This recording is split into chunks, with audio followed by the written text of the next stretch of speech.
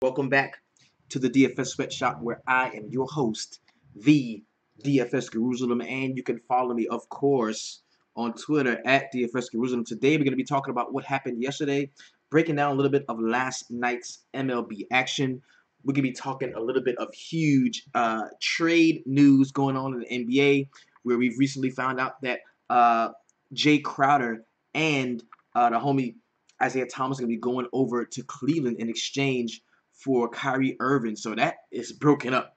That Cleveland shit is broken up, and we're going to talk about that, get some of your thoughts on that as well. Oh, yeah, before we go, I go to my local Sprint store. Yes, already have mercy, have pity on me.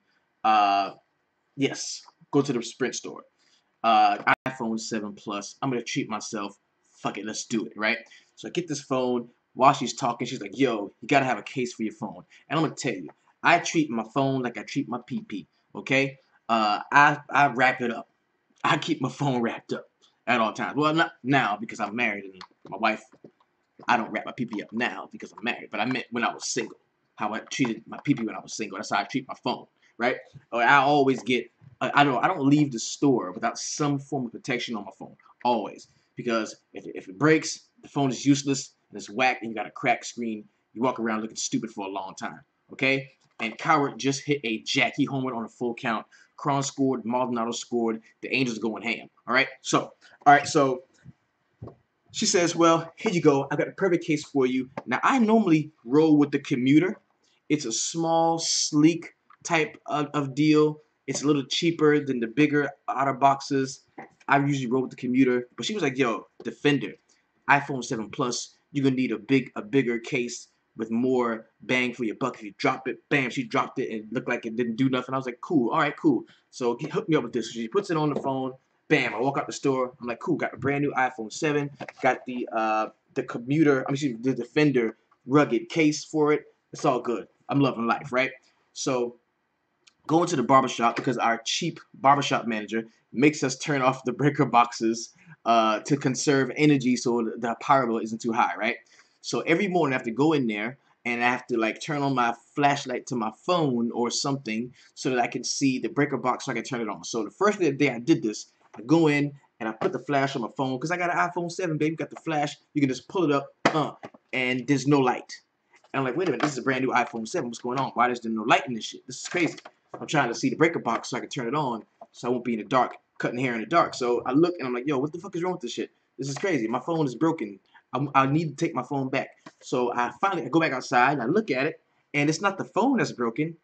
The dummy, the bitch gave me the iPhone 6 Plus case. Okay? Gave me the iPhone 6 Plus case.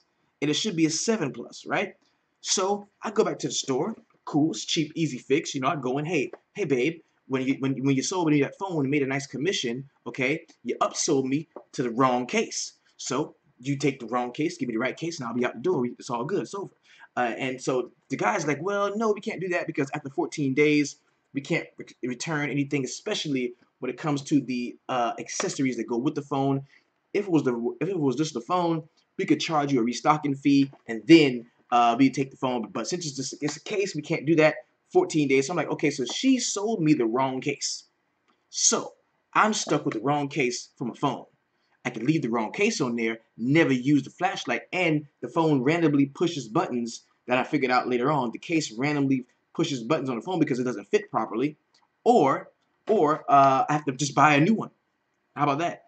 So they was like, yeah, unfortunately, you have to buy a new one. So I went to Target, of course. Fuck Sprint store, they bum ass. I went to Target. I went back to my old trusty commuter case. Really good, small, sleek. It's cool. So now I have an extra case. I have the iPhone 6 Plus or 6S Plus case.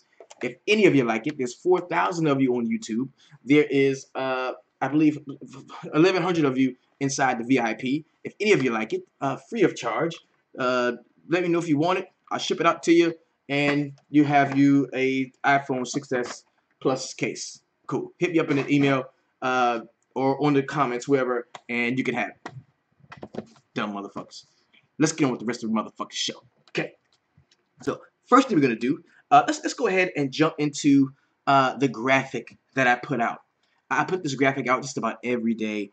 Went out to the Twitter world and I asked them who will be the gang stack of tonight's MLB main slate. And of course, the Chicago Cubs straight to the top. Everybody loved the Cubs.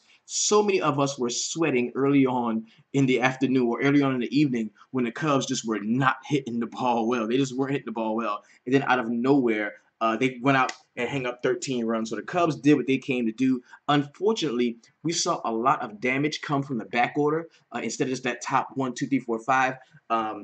Chris Bryant got hit on the hand by a pitch. He had like 6 or 7 points. Didn't really do that well. Rizzo got on, had a couple of decent swings. Hap was pretty good.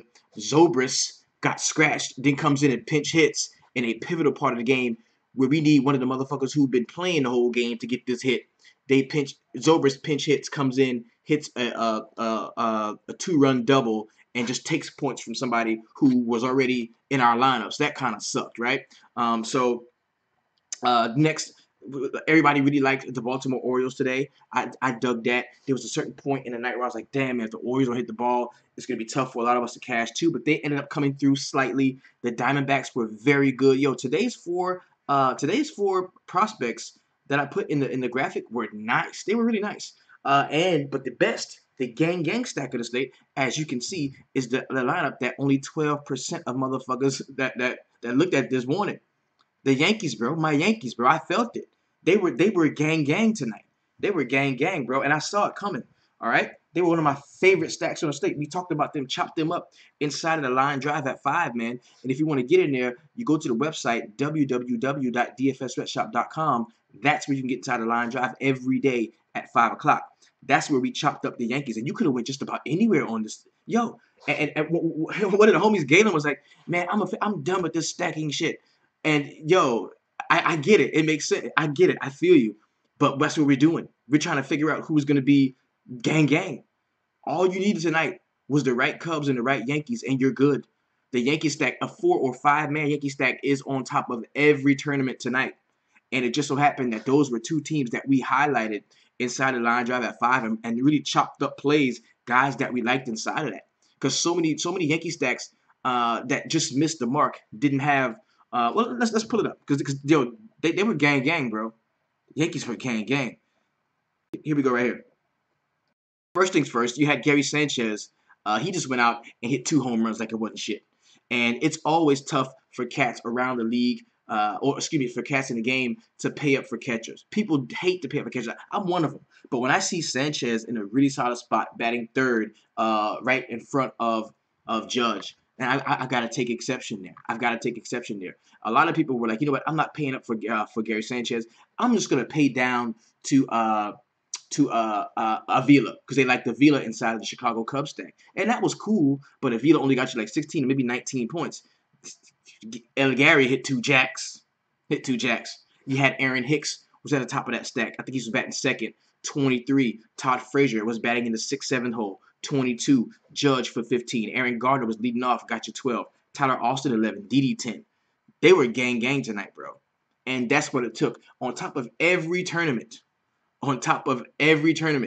that's what you saw. The Yankee stack, either a 4 or 5 man stack. Your stacking is still a thing, bro. It's just now with so many people doing it, you gotta look at it different ways. It's not just gonna be 1 through 5 like it was. Remember when we first started this shit? Because honestly, we are the leaders. Y'all, you know what time it is. We in the sweatshop. We the leaders of this shit. Just like when I told motherfuckers last year, NBA, yo, the way to win on short slates is to stack. And everybody called me stupid. People did articles saying, oh, what this guy is saying is not true. But they wouldn't say me because they didn't want to give me the fame. But stacking is not the way. Or when I came up with the core 4 for NBA, and then everybody started popping up with their own. Like, we the leaders, bro. We've been doing this shit. Everybody is following the leaders. And they've been following us when we talk about batter stacks in MLB. But now what we got to take into consideration is since everybody's doing it, they're still just going 1 through 5. Everybody's stacking 1 through 5. We got to get a little bit more jiggy with it. You see what I'm saying? We got to rock a back order stack. We got to wrap it around sometimes. You know what I'm saying? You're talking about the full 5 team, 1 through 5 stack. Yep. No, G, no, G. I'm just trying to appeal to you, G. I just want to be on the same page. That's all. Cause if we ain't winning one way, we got to come through another door. You see what I'm saying? If you know, sometimes you got to flip her over to hit it right. That's all. That's all this is. You know what I'm saying? This is not no. This is all this is. Sometimes you know what I'm talking about. Sometimes you got to flip her over to get to the spot you're trying to get to. That's all it is. So we still stacking, but we got to come from a different angle. We got to go through the side door sometime. You feel me? We can wrap it. We can wrap that bitch around. There's different ways to come. You know what I'm saying? Literally, literally. So because I get it, man. It's frustrating when you look at uh on ACPs. I think a 4-man stack is optimal. Yes, because yo, I'm telling you, we are the leaders in this shit. Everybody is doing it now. Everybody is doing it now. We talked about it so much and turned so many people onto it that the larger sites are talking about it now. You know, but they've got the bankroll to not do it as much. You feel me? Let's go take a look at these were some studs. This is the stud stack, gang. Let's take a look at some of the duds, man. Well, no, we're gonna stick with studs pitchers first. Doug Fister. Somebody tell me you saw Doug Fister coming. Check, please. Doug Fister goes out 34.35 points against Cleveland. Yo, it was funny because we talked about this. Somebody brought up that there was 16-mile-per-hour wind coming back toward the infield. And well, I just did not like this game. I didn't play anybody from this game on either end. I just didn't like this game. I thought there was a chance that if the game, if it could delay or rain out, I was just scared. There were so many other spots I was sure about. I just had no exposure to the Cleveland Indians or the Boston Red Sox. Red Sox balled out. Fister definitely balled out. Archer got it in, 32.5. Nice. Kyle Gibson came out of nowhere with 28.95. Now, I did like the White Sox today, too, so I'm going to eat some crow for that. I like the White Sox. I fell in love with what they have been doing lately, and just didn't come out to fruition. Patrick Corbin, it was funny because right before we closed out in the line drive, it was like I was walking out, and somebody was like, hey, Mo, don't you like Patrick Corbin? And I was like, yeah, I like Patrick Corbin. And kept on walking, not even like really paying no attention. But yo, I should have listened to you, dude, whoever you are in the sweatshop VIP, because Patrick Corbin went nuts. 28.4 points, man, nice. I did love Danny. Definitely was on him a lot. The guy that I got put on that I didn't absolutely love was Lynn. I didn't really love Lynn. But when we looked at some optimizers and we looked at some stuff inside of the group and stuff that people were coming up with, Lynn just seemed to be really heavy. And I was right about one thing when it came to Lance Lynn. He was the pivot pitcher. He was the guy that if you didn't have Lynn, you should have had some exposure to the San Diego Padres bats because them motherfuckers went out and put up 12 runs. It just so happened I had so much Lynn that the small amount of San Diego that I had didn't really, catapult me to the top. I made money off all of my Yankee lines because I just loved them so much. My Yankees, my Cubs lines, even the and Suarez. Suarez goes out and hits 2 jacks. Oh my God, Cincinnati. We built this. We built the Cincinnati Chicago stack, and I didn't have any Suarez. That killed me. I hated that one. That sucked. But Matthew Boyd, man, got hit all the way up. Negative 10.75 by the Yankees. Brock Stewart sucked. Pittsburgh got on his ass. Chris Rowley, I never believed in that. Negative 3.3. Talion got hit up. Negative 2.75. Didn't want to play Lackey at all. Didn't fall for the Ubaldo. Tommy Malone was decent, but just not good enough to play. Yo, it's tough. It was a tough pitching slate, man. But it was kind of it was easy to overthink it. It was very easy to overthink it. Very easy to overthink it. So let's go ahead, man, and jump right into today's 13 game slate. We take a look over on DK, man. We've got 13 games jumping off at 7:05. Now you see you got Corey Kluber at the top. He is not 13K. Thank you. He's only 12.7. Going against the Boston Red Sox, you've got Luis Severino, 12.3, priced up just a touch. Marcus Stroman at 11.5 against Tampa. You've got Rich Hill, 10.4. Zach Galli, 9.7 against the Mets, who I think is going to be very popular. Urban Santana against the White Sox at 9K. Drew Pomeranz against Cleveland at 8.1. We've got some Mike Fiers here toward the middle level. You've got Andrew Cashner at 7.2. Mark Ladder Jr., don't love him. Luke Weaver, 6.9. Very, very solid pitching slate. Chastain against St. Louis. And this is what the numbers are about. And this is what the line drive is about, bro. Excuse me. This is what the first class is about. We're gonna go in. We're gonna examine park factors. We're gonna examine pitcher situations. We're gonna examine lightly examine batter stacks because people are making shows right now. There's like 34 million shows being made right now, and everybody's talking about the bats they like. When in all actuality, you don't know who the fuck is gonna be playing. We all liked Zobrist yesterday. We were like, yeah, Cub stack 1 through 5, throw Zobrist in that bitch, and guess what? He didn't play, but he did. but he did. But he pinch hit, and he did play. So let's go ahead, man, and crack it open. First game we got on the slate is going to be the Miami Marlins and the Philadelphia Phillies. This game is going to be in Citizens Bank Park. 0% chance of rain here, 50% humidity, 7-mile-per-hour wind with a 79-degree temperature. We got Justin Nicolino at 6.2, Mark Leiter Jr. at 7.1. I want to take a look over on DK just to make sure, yes, these are going to be the guys that we're going to be seeing. Off first glance, don't love either of the pitchers here. Citizens Bank Park, very friendly to hitters. I love the fact that you're going to get the Philadelphia Phillies at the crib versus a lefty. I think that's where they shine, if I'm not mistaken. Let's take a look. Let's take a look. At the crib versus left-handed pitching. Where's that? Well, up 19% K rate, 138 ISO with a 323 WOBA. I think maybe that was at the crib against righties where they were really good because they have been good lately. No, okay, well, whatever. But I do have some interest in some of the Philadelphia bats, which would take me completely off of Nicolino here. Mark Leiter, 7.1.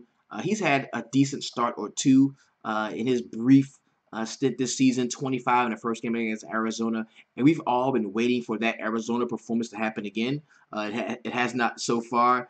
Don't think it's going to happen against the Miami Marlins here, so I'm going to like some of those bats as well. Don't have any interest in Nicolino or Mark Leiter Jr. The next game we're going to talk about is the Los Angeles Dodgers and the Pittsburgh Pirates. Yo, Rich Hill, man, 7.4. Excuse me, 10.4 for Rich Hill. 13, 22, 17, 18, 24.85, 28.25. Yo, I just can't do it, man. I just can't do it. Let's take a look at what the Pittsburgh Pirates do at the crib versus lefties. I think you're going to be surprised. 22.9% K rate, 167 ISO, which is decent, right around the league average. And 315 is going to be the WOBA there for them. Rich Hill, very solid pitcher, man. Awesome curveball. But I just don't want to play. I don't want to play Rich Hill against the Pittsburgh. No, I'm not going to say that. I'm not going to say that. 10.4 seems a lot for Hill, but can he get 10 Ks versus Pittsburgh? Now you look at Pittsburgh. We can go back to the statistics again because at the crib versus righties, excuse me, versus lefties, they seem to strike out 22.9% of the time. That's not bad. That's a lot of strikeouts actually. 144 plate appearances too. So it's not like a super small sample size. That 265 average makes it sweeter. Yeah, I'm gonna take a look. I think Rich Hill is somebody that we can consider, lightly consider. Trevor Williams, 5.7. Look at the Dodgers and what they do on the road versus right-handed pitching. They're going to be, I think they're going to be a good spot here. 22.5% K rate, 210 ISO with a 315 WOBA. Yeah, that's tough. That's tough. Yeah, 210 ISO, 310 WOBA. Nah, there's no way I can play Trevor Williams here. I'm going to like I'm going to like the Dodger bats more than I like Rich Hill, but they're both going to be in play for me. They're both going to be in play. Next game we got is round 2 of the Chicago Cubs and the Cincinnati Reds. We only have 7-mile-per-hour winds going out towards center field in the Great American Small Park here. 0% chance of rain, 44% humidity, 78 degrees, the dew point of 54. Mike Montgomery, 6.3. We're finally seeing him again. Asher Wojciechowski at 5.4. Yo, Wojciechowski, and see, Brad brought up a good point about Pittsburgh and how they handled Wood the other day, another left-handed. They destroyed him. They destroyed that dude. They destroyed Wood. So take a look at Asher Wojciechowski, man. Everybody was on this cat. Okay, this is funny because against St. Louis, nobody played him. They were like, man, damn, I missed out on that. And he scores 20 points for 4.8. The next game against San Diego, everybody was like, man, I'm going to play him now. And he goes out and scores 18. Don't be the fool that does this again. And you should have got off of him here against Chicago. Do not play this dude tomorrow. Do not play this dude. Not against the Cubs, man. No, there's no way. There's no way. Mike Montgomery, 6.3, has a couple of decent starts this season. I think he's coming back from off of the DL. He hasn't been playing in quite some time. His last start was 23.1. No, I'm not playing this cat. Now, we know, let's look at Cincinnati on the at home against lefties. We can take a look at that. Because I think that has been somewhat of a strength for them. Yes, 299 ISO, 358 WOBA. Remember, this is a limited sample size, only 75 plate appearances, 24% K rate. There's no way I can play pitching from the spot. Kaheem Jones calls it again. Another game stack. Let's move on.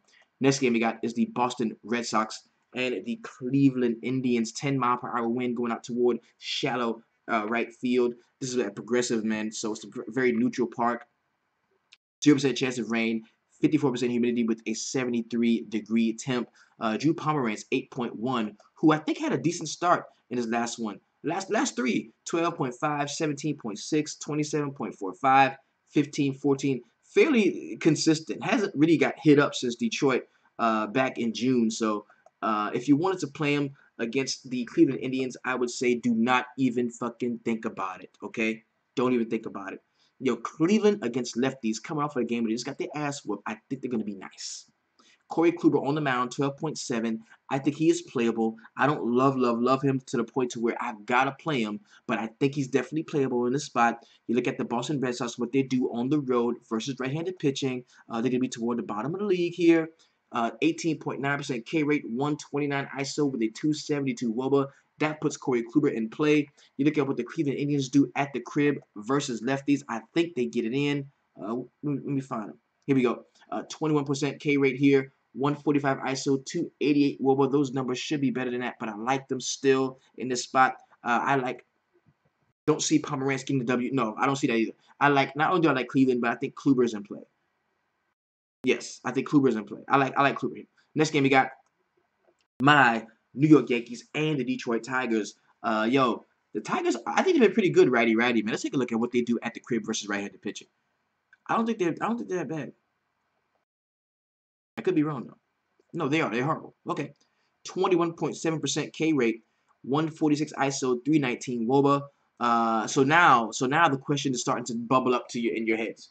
Now, see, I've highlighted, Drew Robinson continues to strike out, bro. I am the only one that believes in you. Why are you doing this to me? Okay, so Luis Severino is at 12.3. We've got Kluber at 12.7. We're gonna get the next question. Oh, can I pay up for 2 pitchers? You don't have to. You don't have to do it, man. You don't. You really don't. You don't have to do that. You don't even think about it. Actually, I think Severino is in a better spot than Kluber. Do I think Severino is better than Kluber? No. But I think Severino is in a better spot than Kluber. The only guy that really scares me is going to be Justin Upton. So this could be a very solid spot for Severino at 400 less. We do have 9-mile-per-hour winds going out towards center field in Comerica Park. 71% chance. 71 degrees. 0% chance of rain here. The dew point is at 51.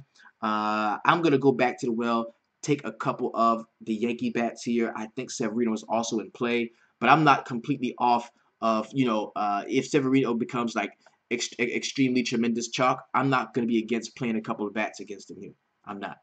The difference on the other side is I'm not going to play anybody against Kluber. Either I'm going to play Kluber or I'm not going to play anybody against him. You know what I mean? I'm not. Yes, Zimmerman can get hit up. Unless a pitcher has a 9 to 10K upside, I'm not paying over 10K. And that's a solid sticking point, man. That's a good way to go, bro. Especially on a 13, 15, 14 game slate, especially. Next game we got Zach Godley. It's gonna be starting off at 9.7. We got Chris Flexen at 5.2. That is the Arizona Diamondbacks taking on the Mets. We are at Citi Field. Very solid spot for pitching.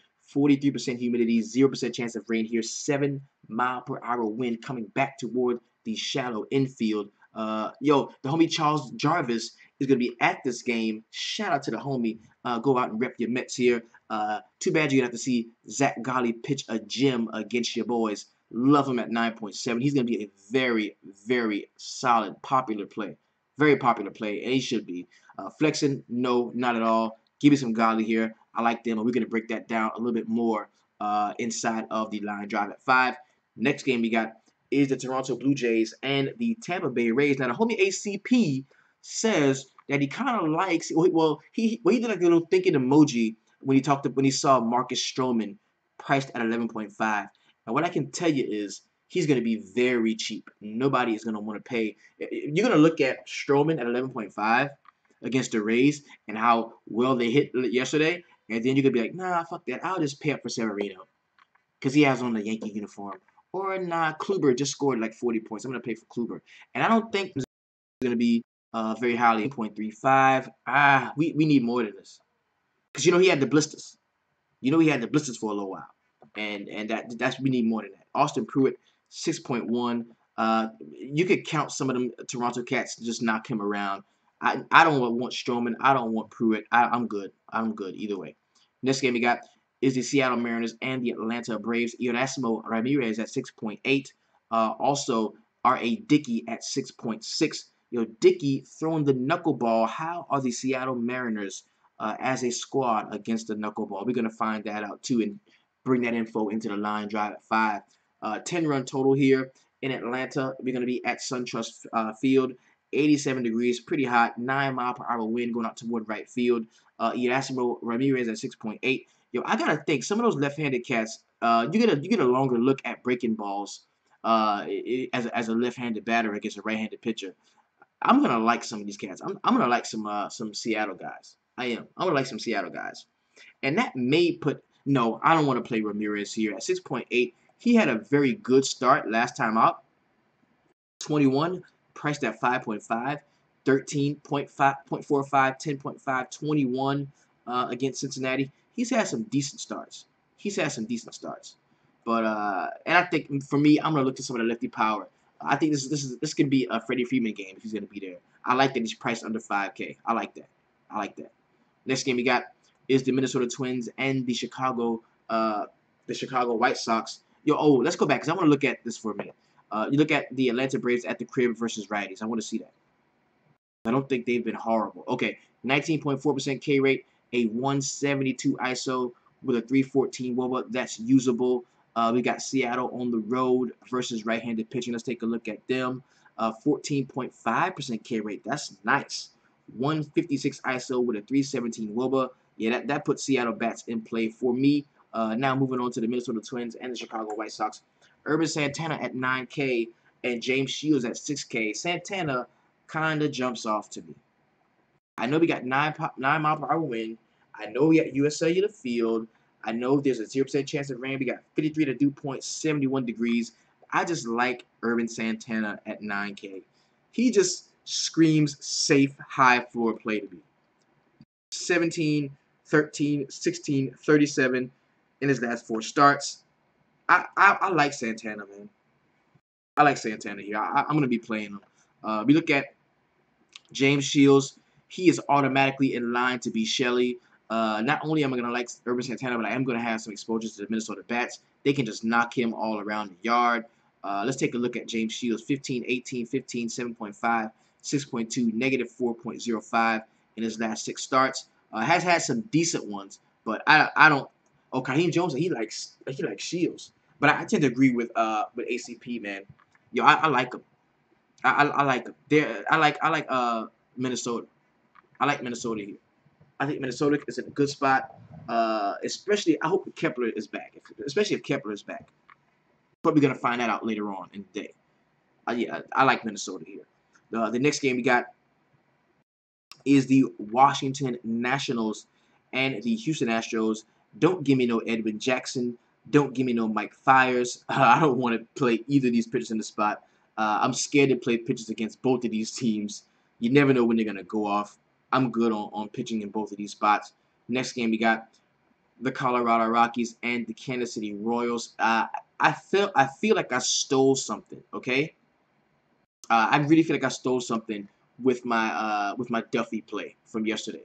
Playing Duffy against the Rockies, I really feel like I stole something, and I don't want to go back to that. I don't. Ian Kennedy at 5.9 against the Rockies here. I just don't love it. I don't love it. And we look at the Rockies and how bad they can be away from Coarse Field. Let's pull it up explicitly and take a look here. On the road against righties. Look at the Colorado Rockies here. Please don't be horrible. Yes, they're horrible. They're still horrible. 25.3% K rate, a 116 ISO, and a 287 WOBA. That like puts Kennedy on us. That pours him on us, baby. Them being so bad with such a huge sample size away from home. I'm talking 340 plate appearances, bro. 25.3% K rate. One of the higher K rates in this situation. The 116 ISO, dirt low. 287 WOBA, sub 300. That puts Ian Kennedy in play for us. Damn. 5.9, cheap as shit. Colorado's bad on the road. We got to program that into us. Yeah, man. Because, you think Rockies and you just think, oh my God, Coarse Field, tons of runs. But when they leave Coarse Field, it's not like that. You know what I'm saying? It's not like that. But dude, and exactly, I want to know when the Rockies are away from home. This is what I want to know. When the Rockies begin go away from home, and they get hit up in the first game, what do they normally do the next game?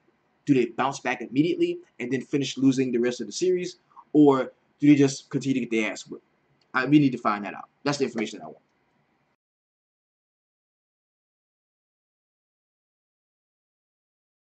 If you get that information, bring it into the line drive. Bring it into the line drive. Okay. Sensatella. I have been somewhat the Sensatella truther for many parts during this season. I am not that anymore.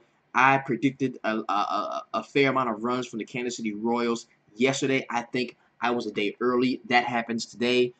Give me no Sensatella. I love the lefty power against Sensatella here in this spot. The only thing is we're going to be paying up for it just a touch. We'll be paying up for it just a touch, but it's all good. I don't mind. I don't mind. Next game we got is the San Diego Padres and the St. Louis Cardinals. We got Luke Weaver at 6.9. Dude, came in with a lot of acclaim, man, and had a decent start last time against Milwaukee, 26.05. This is against the San Diego Padres. The Padres just cut ass last night, and I think a lot of people are not going to want to play Luke Weaver because of that. But you take a look at the Padres and what they do on the road versus right-handed pitching, and you'd be surprised, man. They've been pretty good, bro.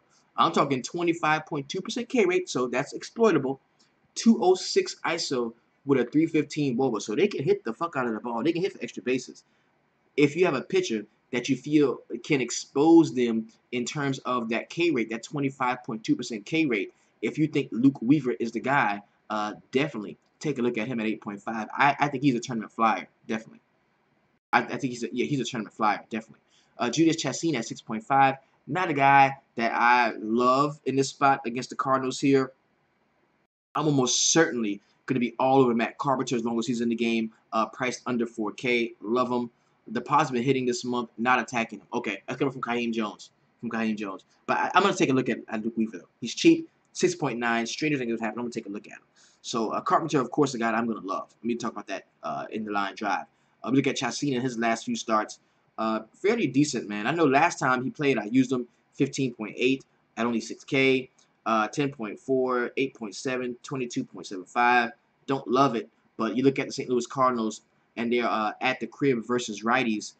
They've left a lot to be desired, man. 22.9% K rate, a 158 ISO, 360 WOBA is what I really like.